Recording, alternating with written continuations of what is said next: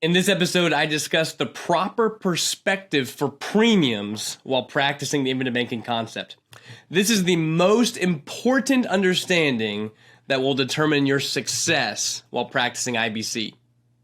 This is dollars and nonsense. If you follow the herd, you will be slaughtered.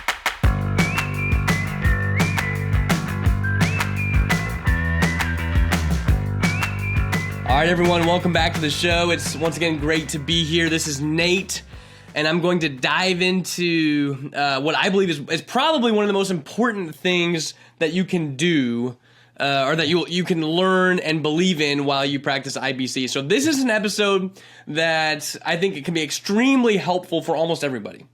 There may be a select few of you that truly have a proper understanding of premiums while practicing IBC.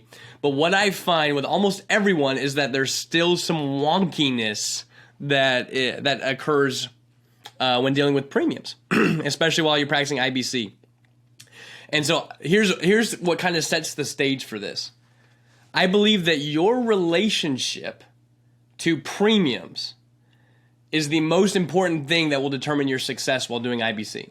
Your relationship with premiums is the most important deciding factor for whether or not IBC will be a success to you or not, or really just how successful it can be.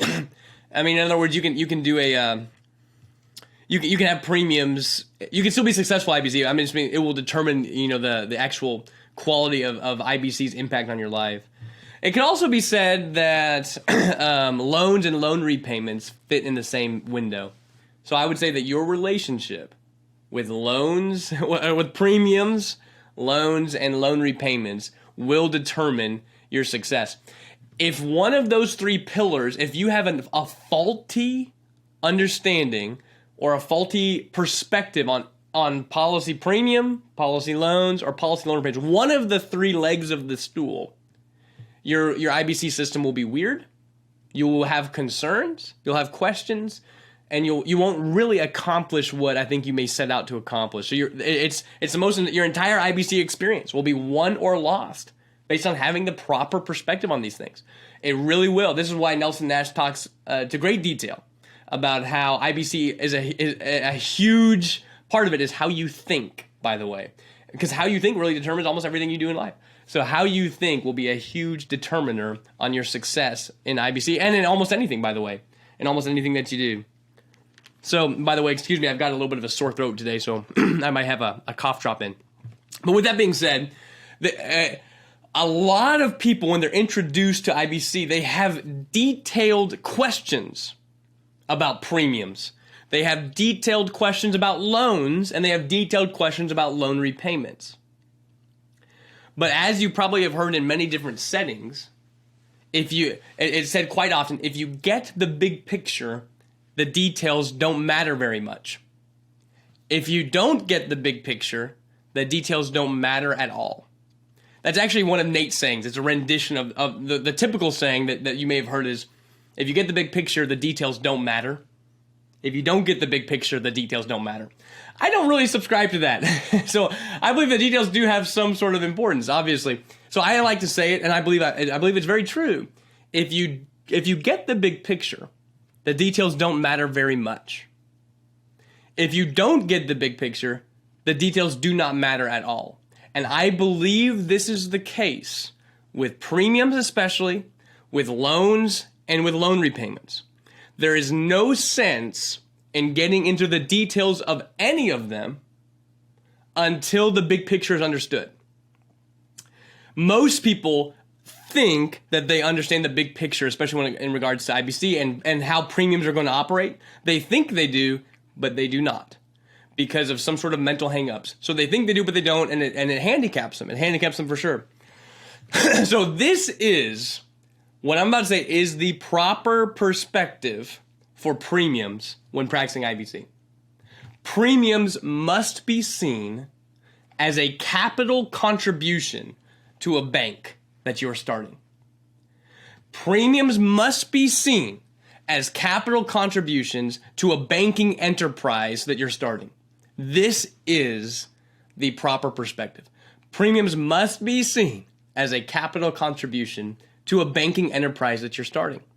It has to be seen as capital contributions to a business, a banking business that you're going to operate. This is the proper perspective. Now, you can get started with IBC without having the proper perspective, but this is the proper perspective. So anytime you pay a premium to a policy, you are capitalizing a banking enterprise. You are sending money to a business that you operate. This is the perspective that Nelson tried to get. That's why he said in his book, everyone should be in two businesses. They should be in whatever business that they operate from, your operating business, and they should also be in the banking business that finances the operation. And I think that flavors everything he did. So you should see your premiums as capitalizing a banking business. From that perspective, we can then get into the details of what premiums look like. We can then get into the details of how much should go to base premium and how much should go to paid up additions rider. We can then get into the details on whether or not you want term insurance blended to the policy or not. We can then get into the details of how much of the premium will be available in year one for cash value. But if you don't see the premiums in the proper perspective, that they are how you capitalize your bank, then you will be off base regardless of the details. This is given lip service by clients, but they have no faith in it. So this is what I'm trying to stamp out. Premiums are the only way to capitalize the bank. They're the banking policy. Premiums are the only way to put capital into a policy. And what I find interesting whenever you discuss banking just in general, banks, of course, if you were going to open up a regular bank, by the way, not a policy bank, just, with air quotes, but a regular bank, you would have to raise capital. Capital would have to be deposited. Even Nelson Nash talks about this. I love his book because it hits everything briefly. Some people probably wish he was more thorough, but it hits everything briefly.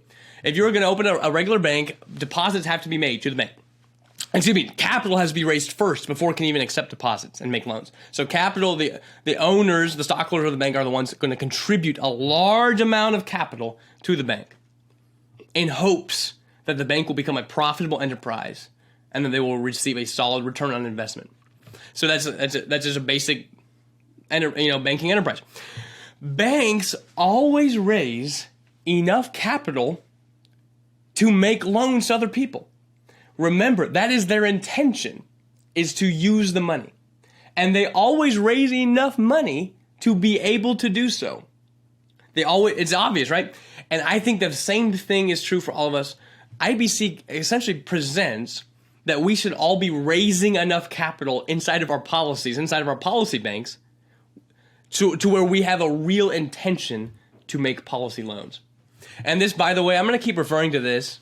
If you have not listened to the 4 stages of IBC commitment podcast, I wanted to say it's episode 160. It could be 162. I need to figure that out.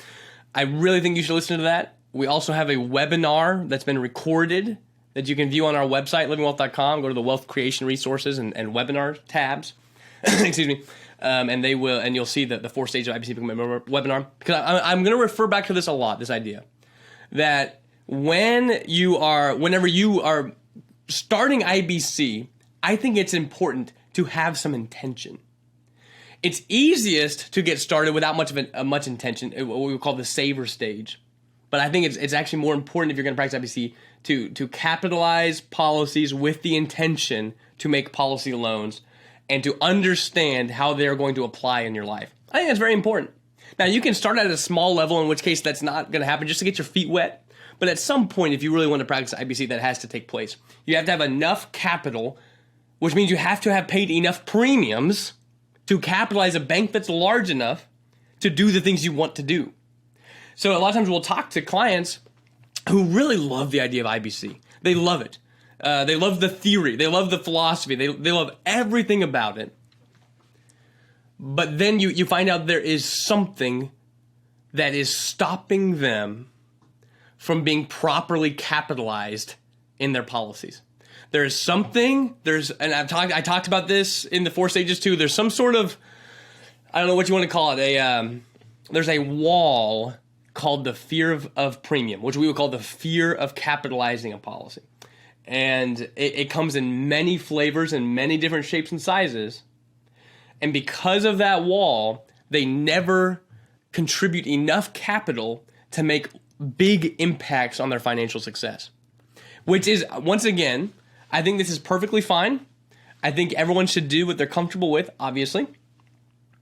I think that I'm not even here to try to convince you to be uncomfortable with the system, or I'm not here to do any of that. I'm just merely saying that they love the idea and they want to be practicing at a high level, but they can't bring themselves to, oftentimes because of some sort of incorrect understanding of premiums. It's the biggest concern that they have. And it could also take place, by the way, that's the most common. It can also have an issue with loans and loan repayments. Their relationship with either of those can be out of whack. And they can see the theory of IBC, they can fall in love with it. They can be extremely compelled by IBC and think it's amazing. And yet, because of some misguided concerns, they could be missing out on really practicing the way that they have in their vision to be able to practice it. Now, I also want to say, I'm not one of those guys. I think some fears are valid. In other words, I don't want to discount your feelings or your thoughts, your concerns, because some of them are very valid. I'm just saying a lot of them, a lot of the hindrances to actually becoming a full IBC practitioner and being fully, like, in other words, I'm not talking to the people who don't even want to be full IBC practitioners, who just want to kind of add it in, and you may be listening to podcasts and you're just not ready for that, nor do you even really believe in it that much, but you do love the policies, you do love the liquidity, the guaranteed growth, the tax-free nature of policies. You like to be able to use them and store some money up, and you're having fun with it. And I'm so thankful, and you're not ready to commit to higher levels of IBC practitioner. That's perfectly fine. Have fun. I mean, I'm not even trying to be disparaging at all in this. I'm really not. I'm just merely saying the main audience I'm seeing here is the people who have some concerns that are keeping them from doing what they actually want to be doing. That's the main group of people I'm talking to. The people who through some possibly misguided concerns are being forced to have a subdued IBC system, a handicapped one, that because of a misunderstanding of premiums, policy loans, and policy loan repayments. And very, very, very, very, very common. So you'll hear us hit on this all the time, because no matter how many podcast episodes I do, no matter how much time I spend with people, it constantly comes up. And so I want to make sure that everyone understands the proper perspective for premiums in IBC. Premiums must be seen as a capital contribution to a bank that you own. It must be seen as a capital contribution to a banking enterprise. It must be seen as capitalizing a business. And just like a bank, the capital you're putting in should be large enough to where you end up using it, where you end up needing to use it, where you end up liking to use it. This is kind of the IBC mentality. I think most people would get that. So your relationships with all of this is going to determine your success. Premiums are the only way to capitalize the bank. So here we go. Oftentimes, premiums are seen more, or at least they are felt more, as a liability. Lip service can often be given about premiums being kind of a deposit to a bank. I actually don't even really like that term that much anymore. Premiums, as much as I like premiums as capital contributions to a bank you own. I think that is the proper perspective. But anyway, whether the lip service may be given to that. Yeah, I understand I'm building capital in my bank so that I can use it. I understand that it kind of works as a deposit, but they give lip service to it. But in their heart of hearts, premiums are still kind of seen as a liability. They are afraid of a negative consequence occurring if they committed to a premium that one year they couldn't pay or something like that. And so they end up always paying way less, or I don't even like the term paying premiums. This is what I would say. They end up contributing less capital to a policy than they otherwise would like to, because there is a fear of premium. So that's actually a phrase in IBC I don't even really like. The idea of paying premiums. It's verbiage. Words matter, right? Word associations matter.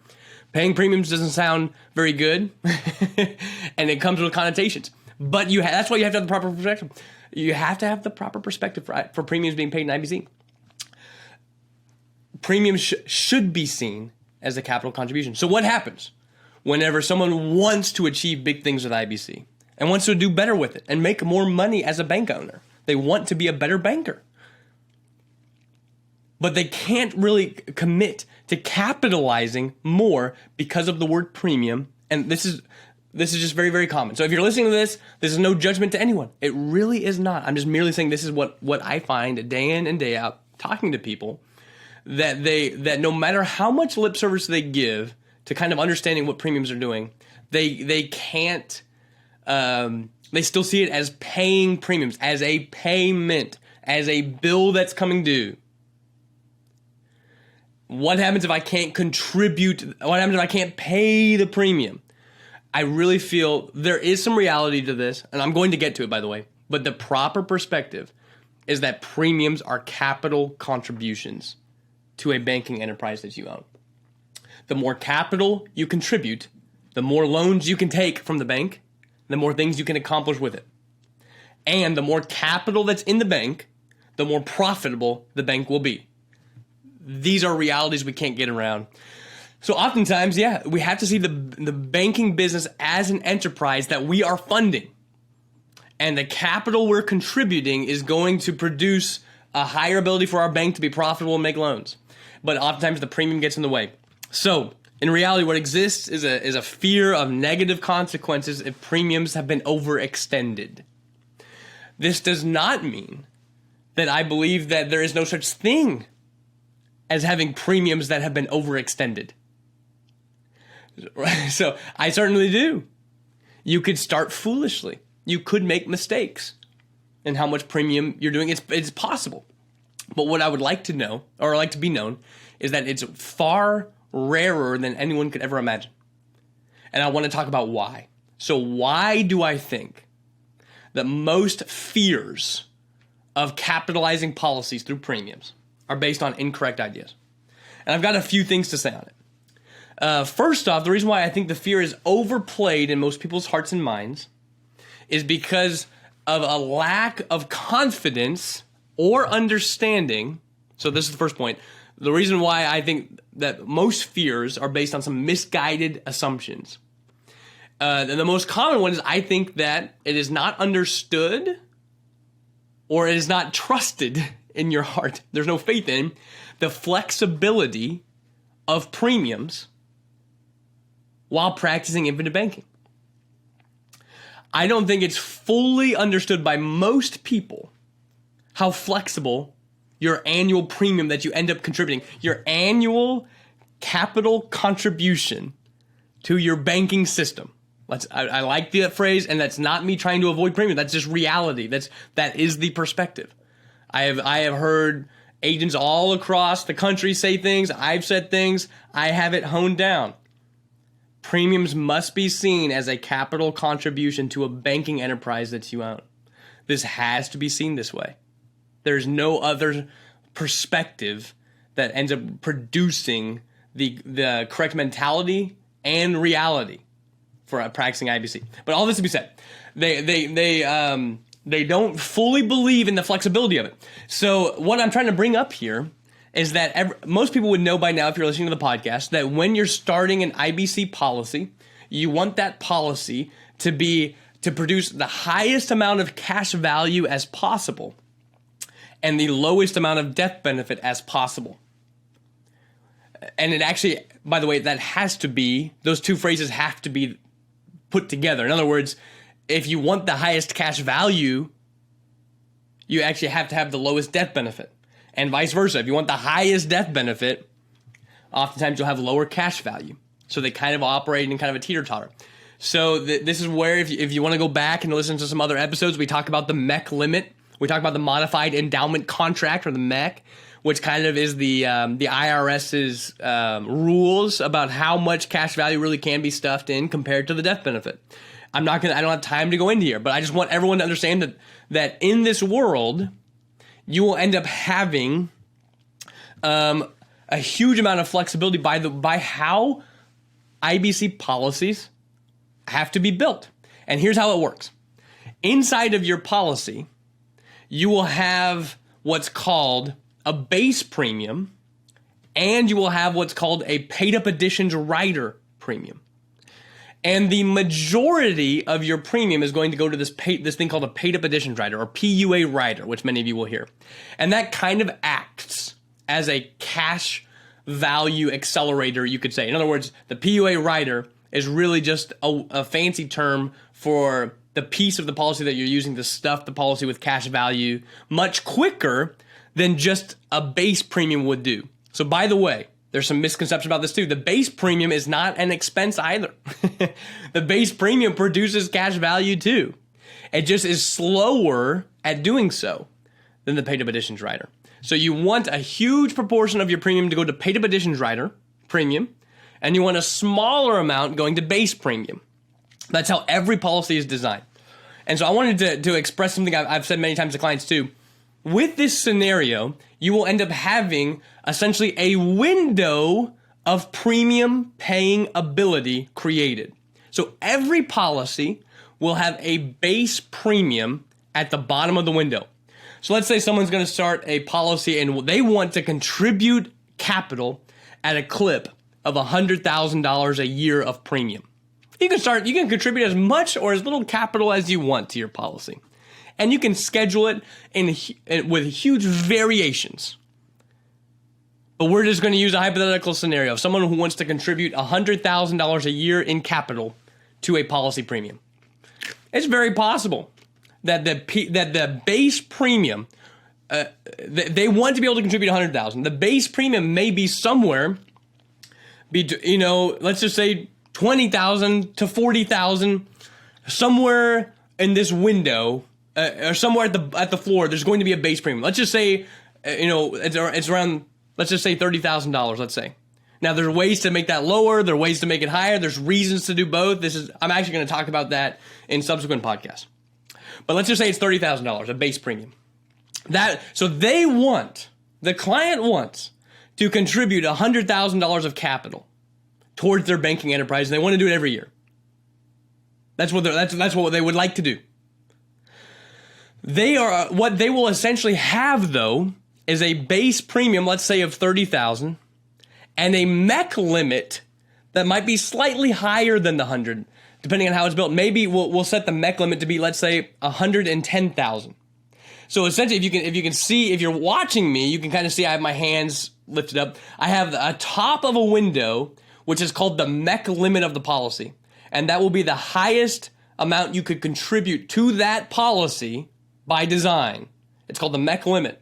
And if you wanted to contribute $100,000, that's your desire, we would probably set the MEC limit just a little bit over $100,000.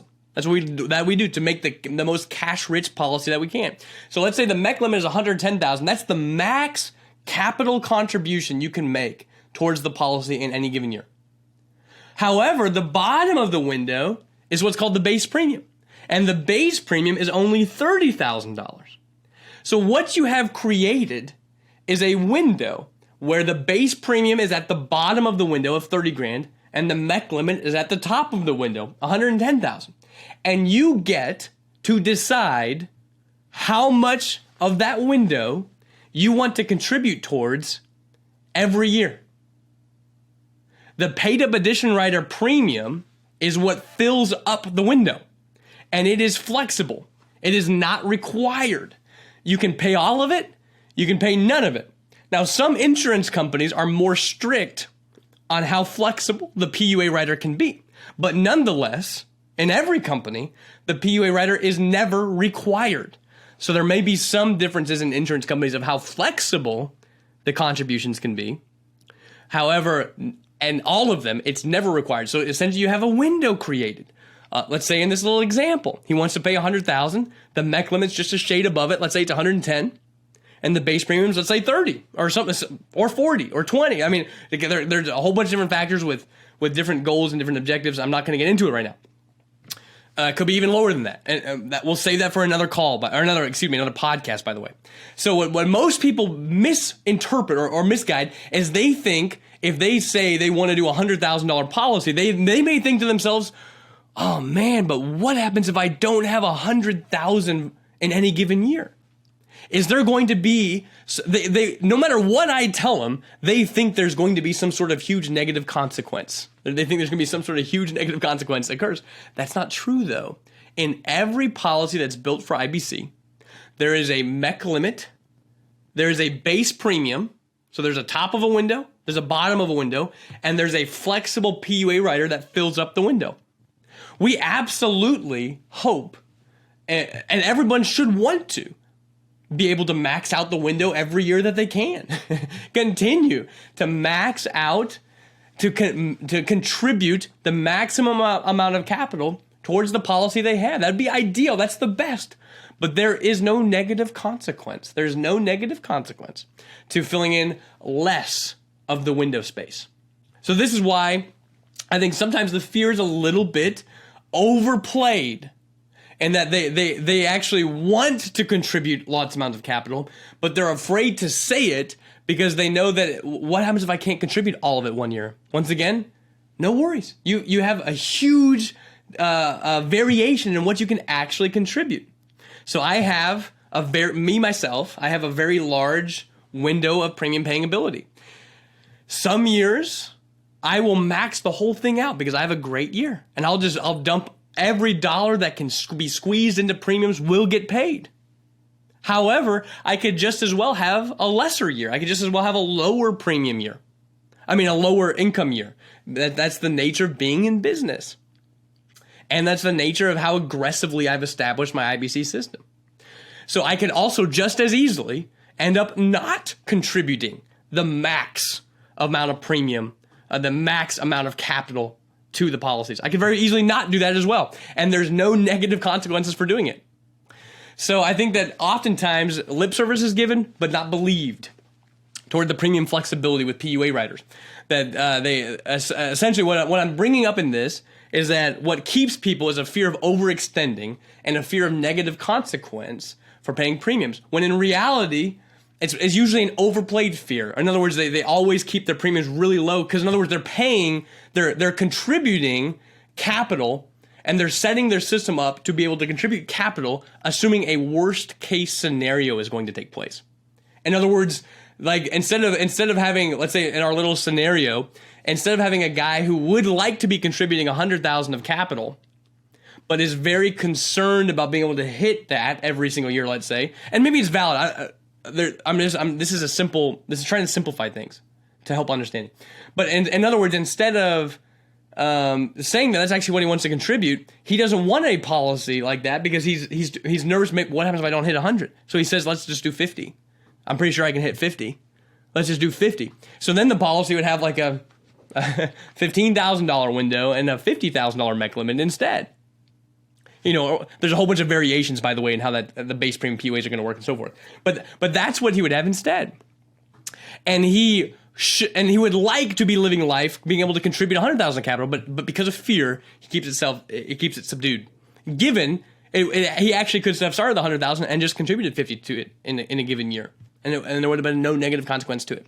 So I have more to say on this likely, but I want to move on to the next point. So a lot of times there's kind of a misguided fear based on an incorrect idea of how strict premiums can be and the idea of negative consequences, and it all stems from premiums being seen as payments, as debts, as obligations, as opposed to planned capital contributions that can fit anywhere inside of a window that you've created. Now, there is wisdom in creating a window that makes sense for every person. So there is no reason for a guy who can only save 20 grand a year and that's his max premium to have a window of 150,000 of premium paying ability. There's no reason for him to buy a policy that has a MEC limit of 500 grand of premium capital contributions if he can only put in 20. And there's reasons why that wouldn't make sense. It's because the window is established by the death benefit. There's a reason why that won't make sense. So the window should match the person. This is why it's not a cookie cutter approach. The window should match the person. So that you certainly don't want just to, to be stupid with this. I'm just merely saying oftentimes people's windows are way smaller than they probably could be. Not because of me saying it, but just because they would actually like to be able to contribute more capital to their bank as they get going. But they have a much smaller capital contribution established through the premiums because of a fear. So many times they don't understand how flexible it could be and how you don't have to max out the contribution every given year. The next thing I wanted to say is that even further than that, once a policy is established, the payment ability, the contribution you make is even further more flexible than most people realize. Because once your bank, your policy, has capital accumulated in its cash value, which is the first day you pay the premium, that cash value itself can be used to fund its own premium, which we've talked about before. If you want a very analytical, played out understanding of how policies can fund themselves without you contributing any money, I would encourage you once again to go to our website, livingwealth.com. We just have a free webinar that's been recorded there. You don't even have to give us your name and email. Just go watch the webinar. We've recorded a webinar. It's on our Wealth Creation Resources tab under the webinar section, and it says something like policy pays for itself. That's the term. We'll probably link to it in the show notes here. The policy pays for itself. So I would recommend you view that webinar and do it twice. View it twice. All I'm saying is on top of your ability, of the fact that you've established a window of premium paying ability that you can contribute towards anywhere in the window, on top of that, there's another mechanism that you could choose to contribute nothing in a year and not even have a truly negative consequence. And there's many ways to contribute nothing. So a lot of times people think that premiums must be low enough to make sure that the top of the window ability does not cause financial burden. That's honestly oftentimes what limits people. So why does this not make sense? Premiums are capital contributions to a bank that you own, to a banking enterprise that you're starting. You don't have to contribute the max contribution every year toward the bank in order to have a profitable bank. Of course, the more capital you contribute, the more cash value and death benefits are generated, the higher the dividends will be, and the higher the interest is being earned, and the more profitable the bank will be, and the more loans you can take from it. So obviously, more capital is best. I'm just merely saying, I hope that people can adopt the perspective. Premiums are not payments. They're not obligation, or that should not be the perspective going into it. Premiums are capital contributions to a banking enterprise that you own. This is what they are. The more premiums you contribute, the more capital you contribute to policies, the more you can use them, and the more profitable they will be. What we love about it is that in this world, you are guaranteed to be profitable through the policies. There's a guaranteed contract with insurance companies that will show you that you will be profitable. So unlike establishing another bank where the bank might fail, and just a typical world, by the way, just like a typical bank, you just go say you're going to join your buddies and open up a small local bank. That might fail. You might lose every dollar of capital that you contribute. It might be lost in that enterprise. Now, the profits you can make are certainly higher than the policy is going to earn you, likely, when you open a small business, of course. But I'm just merely saying it's a little bit different here. We actually know we're going to be profitable. We actually know that as we stick with this, we're going to be profitable. There's no question of whether or not the policy's cash value will end up being, you'll have contributed money and the cash value is going to be zero 5 years down the road, because the enterprise didn't work. No, the enterprise is going to work. It's guaranteed to work by the insurance companies who've been around for 160, 170 years. So that's what we love about it. So we're capitalizing policies through premium payments. A lot of times there's fears that keep people from actually having the proper perspective. We don't have the right perspective. I mean, I just spoke with a guy the other day who they have a ton of capital sitting in banks. I talk to this all the time. They have a ton of, they invest money together. There's a group of investors there, and they have different businesses together, and they're investing a lot of money. He may be listening to the show. And he seems to be really bought into IBC, or at least believes in it, but certainly does not see premiums as capital contributions yet. Doesn't see that. That was like a new thing. The idea of premiums being capital contributions to a banking business. It used to be just seen as payments, scheduled payments to a retirement system, to a savings system, scheduled payments I have to make, and I got to make sure they're not very big because I don't want to be forced to make it every year and have some sort of huge negative consequence if I don't make it. That's just not exactly reality for most people. That's why I don't believe they're based on correct understandings. But I will say, as we're kind of wrapping this up, it is possible to overextend yourself and damage yourself with premium levels. Excuse me. It is possible to overly extend yourself and damage yourself with policy premium levels. I'm not trying to say you should not be conscious of things like that, certainly. But it's far more difficult than most imagines. It's far more difficult than most people will imagine. As far as to actually create that type of scenario. So that type of scenario where you have overextended yourself typically occurs when drastic financial changes occur very early on in your IBC journey. In other words, you lose your business. Your business files for bankruptcy. It used to be making a ton of money, and somehow all income is gone, and you just started your policy 6 months ago, or 18 months ago, maybe so even, and you've only paid 1 or 2 premiums. And now, there's a huge, drastic negative consequence where all income is gone and your hopes for the future are destroyed. That would certainly cause some problems. That would certainly possibly present a scenario in which you have overextended yourself. But I am not exaggerating when I'm saying that's likely.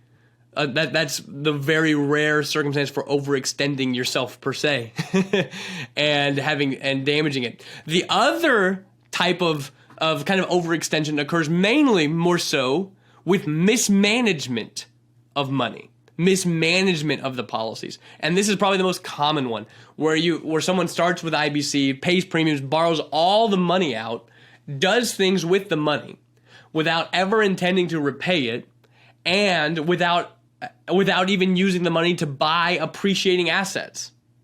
So they've got like almost all their money borrowed out of policies all the time, and they don't even have much to show for it. They just bought depreciating assets and spent money on various little things, and they never repaid the policies, and they never wanted to, and they didn't understand why.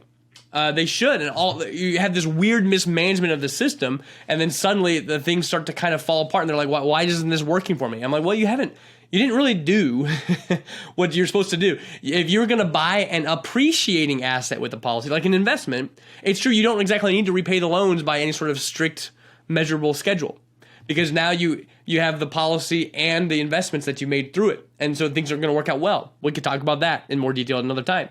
But the reverse is not true. In other words, if you buy depreciating assets or expenses and use that and max out policy loans every year just to pay for things that there is no corresponding asset, and you don't ever repay, those loans are the ones you would want to repay. You would want to recapitalize the policy through loan repayments, especially for depreciating items or expenses. You would want to.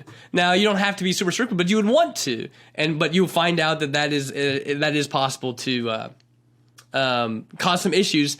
And the worst case is when you have mismanaged the system and your income goes dramatically down. This is actually the most common situation where people end up actually being impacted by their premium levels and so forth, is whenever they have borrowed all the money out, they've blown it, or they mismanaged it. They haven't done what they were supposed to do to practice IBC, and they don't have any investments to show for it, and their premium goes down. These are the people, not their premium goes down. I meant to say their income goes down. They lose a whole bunch of income. These are the situations in which case we at Living Wealth have seen problems. But it's so rare. It's so rare for these things to have happen. You have to be conscious of it.